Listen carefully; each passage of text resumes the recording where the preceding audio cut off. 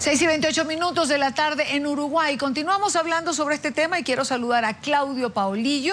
Él es presidente de la Comisión de Libertad de Prensa e Información de la Sociedad Interamericana de Prensa. Señor Paolillo, gracias por acompañarnos. Una nueva censura para NTN en Venezuela. Sí, buenas tardes, Idaña. Mucho gusto en conversar nuevamente con ustedes.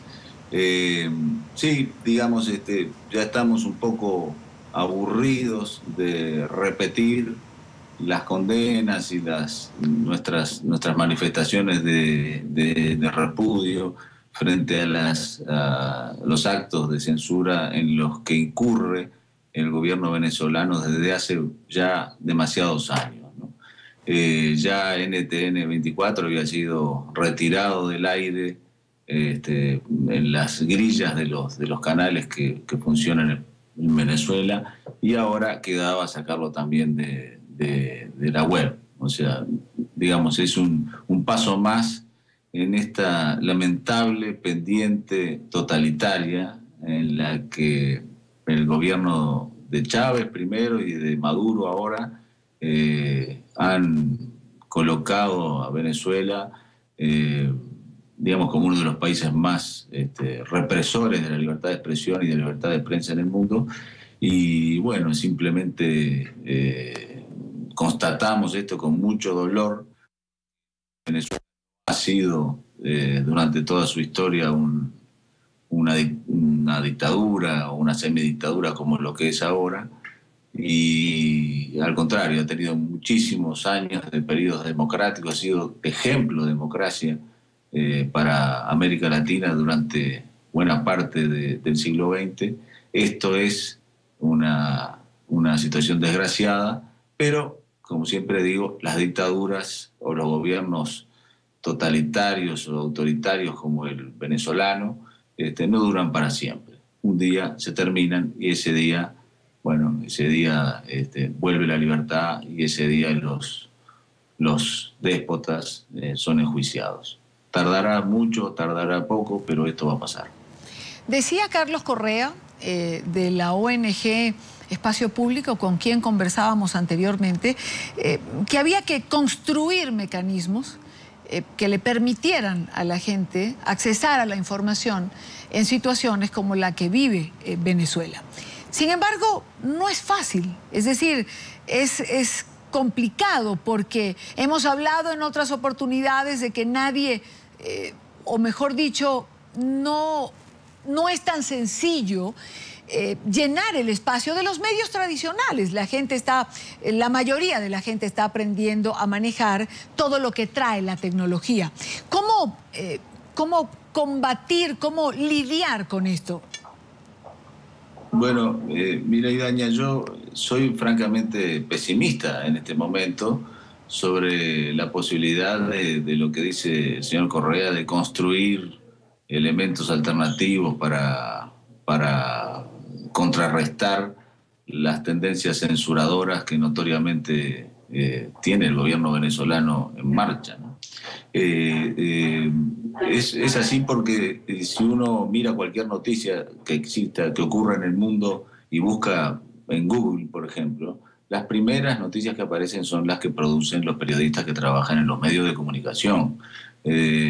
Cuando uno dice que googlea algo y busca información allí, en realidad está viendo al comienzo y al final, está viendo noticias no producidas por ciudadanos por su cuenta, sino noticias producidas por periodistas que trabajan en medios de comunicación. Por lo tanto, cerrar el trabajo, cerrar los medios, acallar el trabajo de los periodistas, es acallar la principal fuente que tienen los ciudadanos para acceder a información de interés público. O sea, Venezuela está en esta materia aplicando en toda su medida las políticas que el gobierno cubano ha enseñado desde hace ya más de 50 años, ¿no? Es decir, no por casualidad hay decenas de miles de asesores, entre comillas, asesores cubanos en territorio venezolano, diciéndole al régimen de Maduro y antes al de Chávez lo que tienen que hacer en esta materia. Y lo que tienen que hacer en esta materia es tratar de acallar todo lo que pueda ser opinión crítica o independiente a efectos de poder seguir adelante con las tropelías. Eso es lo que hacen las dictaduras. Eso fue lo que hizo la dictadura en el Uruguay, fue lo que hizo la dictadura en la Argentina, fue lo que hizo la dictadura en el Paraguay, fue lo que hizo la dictadura en el Brasil, la dictadura en Chile, y esto no se diferencia en nada a esas prácticas dictatoriales, por más que todavía Venezuela, para algunos organismos internacionales, particularmente la OEA, sea considerada un gobierno democrático. Justo esa era mi última pregunta, señor Paulillo.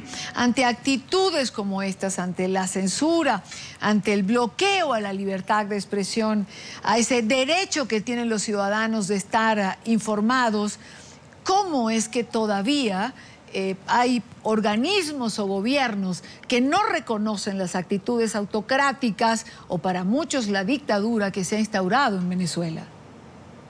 Eso habría que preguntárselo a los gobiernos y a los organismos, pero es claro que Venezuela está desconociendo abiertamente la Convención Americana de Derechos Humanos o el Pacto de San José de Costa Rica, como se lo conoce. Es claro que Venezuela está desconociendo abiertamente la Carta Democrática Interamericana aprobada por la OEA. Si Venezuela no debería poder seguir perteneciendo a la OEA. Y sin embargo es un activo protagonista de los debates de la OEA. Es decir, Venezuela está violando todos los principios que la propia OEA se dio a sí misma en cuanto a cómo debe ser considerado un país para ser considerado democrático. Es decir, Venezuela no es un país democrático. Es un país donde ya la democracia ha dejado de existir. Es decir, por más que haya elecciones cada 7 años, eso no basta para que una democracia funcione. Las elecciones son, por supuesto, importantes, pero son tan importantes como las elecciones que haya separación de poderes, un poder judicial independiente, garantías individuales, derechos humanos vigentes, como el derecho humano a la libertad de expresión, que está consagrado en la Declaración Universal de Derechos Humanos, en la Convención Americana de Derechos Humanos, en la Declaración Interamericana sobre libertad de expresión de la OEA y en la Declaración Interamericana sobre la democracia de la OEA. Todo eso está siendo violado por Venezuela y todo eso la haría, digamos, candidata a ser expulsada de la OEA. Pero claro, esa decisión la tienen que tomar los miembros de la OEA. Y los miembros de la OEA claramente están mirando para el costado. Quiero darle las gracias a Claudio Paulillo, presidente de la Comisión de Libertad de Prensa e Información de la Sociedad Interamericana de Prensa. Gracias, señor Paulillo, por acompañarnos. Con mucho gusto, Didania. Hasta pronto. Gracias a usted por estar con nosotros.